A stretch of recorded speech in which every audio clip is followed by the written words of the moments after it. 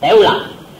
Konteks dia menyatakan kehendaknya adalah dalam hubungan relasi kasih kita dengan dia dengan kita.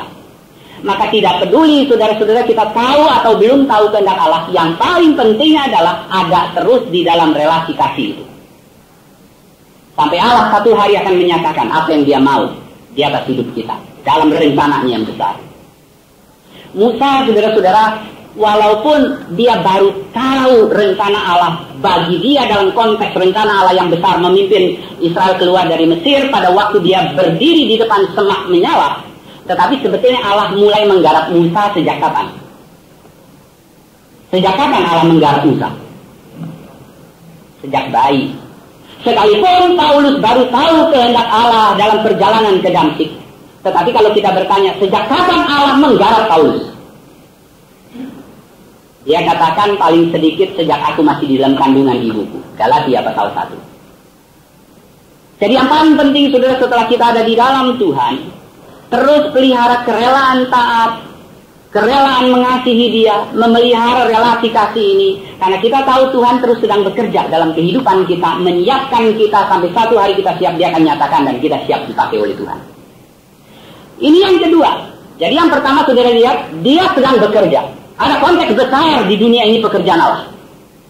Yang kedua, dia akan komunikasikan itu pada waktunya kepada kita. Kehendak Allah tidak dicari. Siapa bisa cari kehendak Allah? Pekerjaan Allah yang tahu itu Allah. Ada di kepala Allah. Kapan dia mau nyatakan? Bagaimana cara kerjanya? Semua ada di kepalanya. Bagaimana kita temukan itu? Semua bergantung kepada dia menyatakan itu kepada kita. Yang ketiga, sekarang baru kita baca ayat 19. Ayat 19 kita ditulis di situ, maka Yesus menjawab mereka, katanya, aku berkata kepadamu, sesungguh-sungguhnya anak tidak dapat mengerjakan sesuatu dari dirinya sendiri. Anak tidak dapat mengerjakan sesuatu dari dirinya sendiri, jikalau dia tidak melihat Bapa mengerjakannya. Sebab apa yang dikerjakan Bapa, itu juga yang dikerjakan anak. Saya ingin menggarisbawahi kata anak tidak dapat mengerjakan sesuatu dari dirinya sendiri. Nah, saudara-saudara, sekarang kita lihat begini. Jelas Yesus bukan berinisiatif, Bapa engkau mengasihi aku ingin membalas kasihmu, maka saya berpikir, pelayanan apa ya yang bisa saya lakukan untuk engkau ya Bapa. Dia tidak begitu. Dia tidak berpikir, visi yang besar ini yang akan kucapai untuk memuliakan Tuhan. Tidak. Inisiatif untuk mengetahui apa yang Bapak mau dia kerjakan, itu datang dari Bapak. Yesus juga tidak berpikir, saudara-saudara, Bapak apa yang kau mau, mari aku kerjakan, nyatakan biar aku taat dan mengerjakan. Dan Bapak kemudian memberikan perintah, ini loh yang aku mau, sana pergi kerjakan. Sementara itu Bapaknya ngapain? Nonton. Bukan begitu. Yang kita lihat di sini, saudara-saudara, sebetulnya bagaimana sih waktu Yesus berkata, saya tidak bisa berbuat apa-apa. Apa yang dia kerjakan itu yang aku kerjakan. Di sini ada 3 pikiran. Yang pertama adalah, oh Bapak kerja, maka saya ikut kerja. Apa itu? Yuk Bapak, aku gotong royong sama kamu. Ada pekerjaanmu kan di dunia ini, engkau bekerja, saya lihat, oh iya, ya saya ikut kerja. Saya berpartisipasi, gotong royong dengan Tuhan. Yang kedua, kita tidak gotong royong, tetapi lihat Bapak bekerja di situ sendirian, kesian ya. Kita sing-singan dengan baju kita, terus kita memberi pertolongan. Dan Bapak akan berkata, aduh terima kasih dalam kesibukan kamu bersedia nolongin saya. Apa kayak begitu? Dan yang paling populer belakangan ini menurut Rick Warren, kita mendompleng, menunggangi pekerjaan Tuhan. Saya baca pikiran Rick Warren. Di dalam buku yang kita boleh katakan maha penting karya Rick Warren, Purpose Driven Church, itu ya. Apa itu, gereja dengan visi atau apa bahasa Indonesianya. Dia nulis begini. Coba saudara pikir di mana salahnya. Jika mau bergabung dengan Tuhan, ini dasarnya tetap Yohanes 5 ya, dari Rick Warren. Dia rumuskan ini dari Yohanes 5. Dia bilang jika mau bergabung dengan Tuhan dalam pekerjaannya, kita perlu mengamati dan mengetahui di mana dan apa yang sedang dikerjakan Tuhan. Kita mesti tahu. Baru kemudian menggabungkan diri untuk melakukan pekerjaan itu. Jadi persis Yesus, di mana aku lihat Bapak bekerja, aku ikut kerja di situ. Kemudian dia katakan, dalam rumusan ini saya bisa mengilustrasikannya dengan berselancar. Berselancar adalah seni menunggangi ombak. Peselancar tidak menciptakan ombak. Jika ombak tidak ada, dia tidak berselancar. Jadi kalau Allah nggak bekerja, ya saya nggak kerja.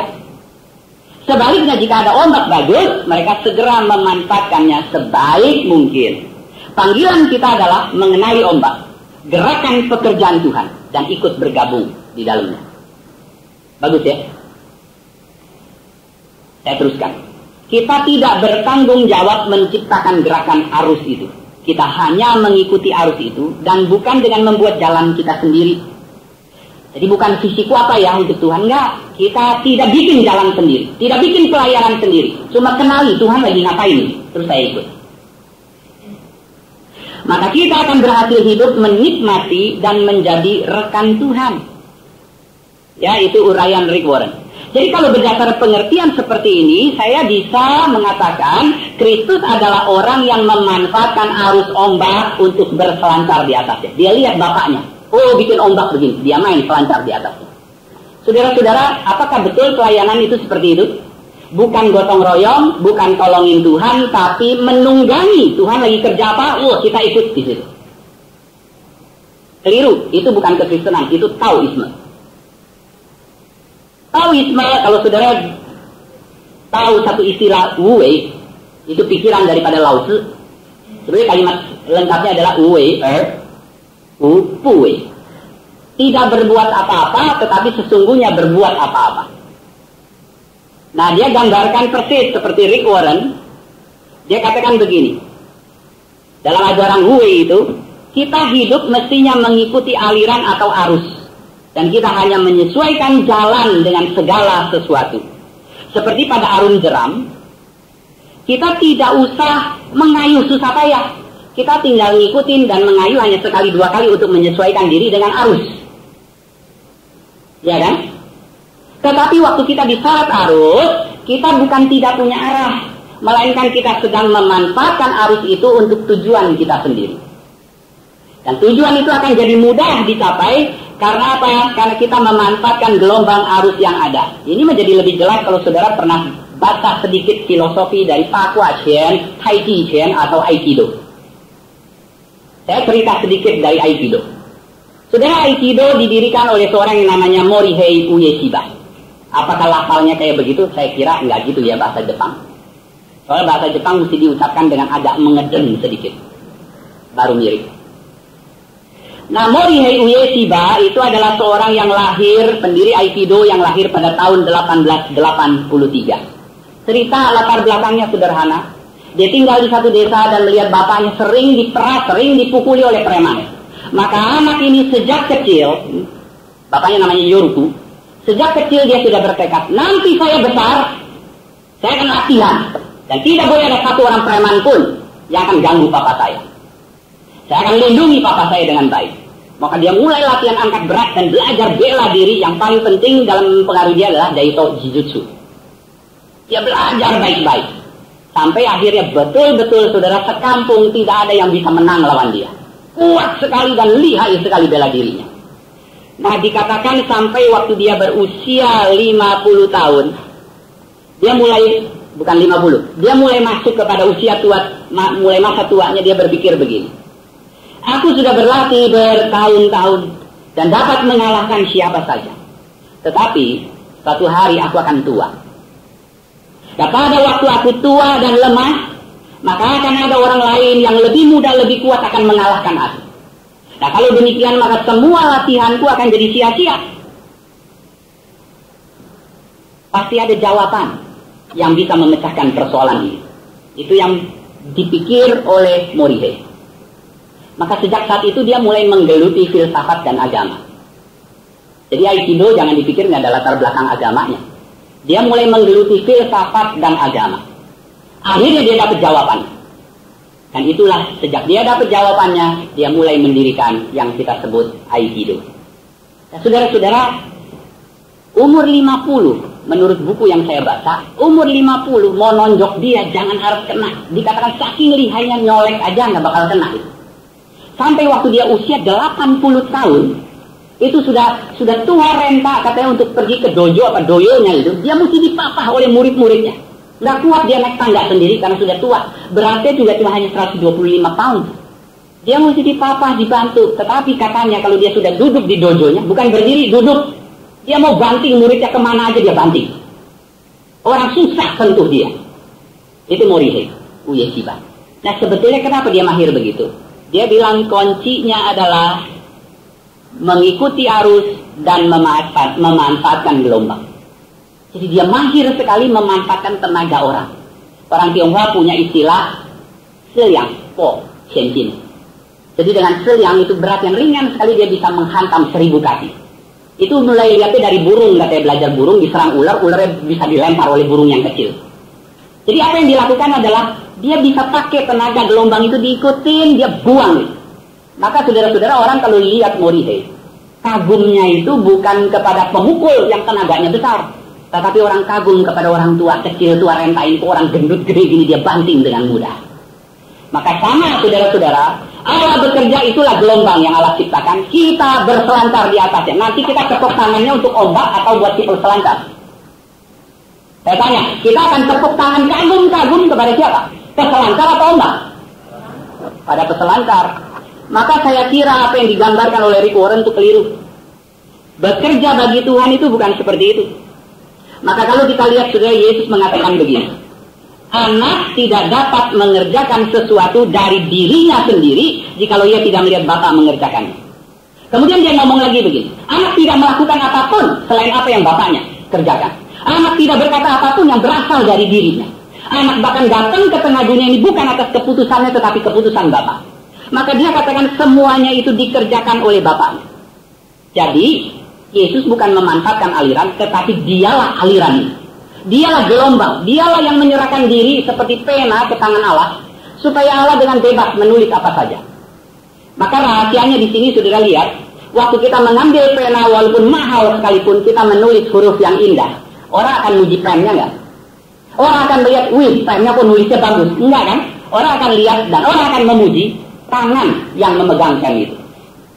Makanya tidak heran waktu Filipus berkata kepada Yesus, coba tunjukkan Allah kepada kami. Apa jawab Yesus? Di dalam Yohanes 14 dia menjawab begini kepada Filipus yang minta ditunjukkan Bapa kepadanya. Yesus bilang, barang siapa telah melihat aku, ia telah melihat Bapa. Aku di dalam Bapa, Bapa di dalam aku. Apa yang aku katakan kepadamu, tidak aku katakan dari diriku sendiri, tetapi dari Bapa yang diam di dalam aku. Dialah yang melakukan pekerjaannya. Jadi saudara lihat di sini, bahkan banyak kasus di dalam Alkitab, Allah bukan bikin gelombang, tetapi dia berselancar. Pada kasus Yunus, saudara lihat, yang bikin gelombang siapa? Yunus, lari dia dari pekerjaan Tuhan.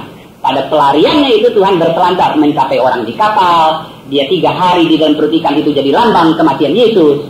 Pada kasus Yudas, saudara lihat, siapa yang bikin gelombang? Yudas, Pilatus, Kayafas, orang banyak, demokrasi, politik, agama, semua teriak, salibkan dia. Yang bikin gelombang orang, Allah berselancar di atasnya, mencapai tujuannya. Jadi kalau kita lihat saudara-saudara, Yesus menyerahkan diri. Kadang-kadang Allah juga berselancar orang yang bikinin gelombangnya. Termasuk kita, waktu kita tidak taat, mungkin kita bikin gelombang, Allah akan berselancar di atasnya. Nah dari sini saudara-saudara, saya ingin balik ke poin kita. Kenapa Yesus mengatakan dalam Yohanes 15 ayat 5, lepas dari Bapa aku tidak bisa apa-apa. Dan sama seperti kamu sebagai ranting dengan pokok anggur, lepas dari aku kamu tidak bisa apa-apa. Sama dengan pen itu lepas dari tangan, tidak ada satu huruf pun dia bisa produksi. Makanya saudara-saudara, dari sinilah kita mulai melihat yang kita lihat kerja itu Yesus. Tetapi di dalam dia bekerja, yang kita lihat seperti Yesus katakan itu Allah yang nampak. Saya ulangi, yang kerja adalah Kristus, tetapi yang nampak adalah Allah.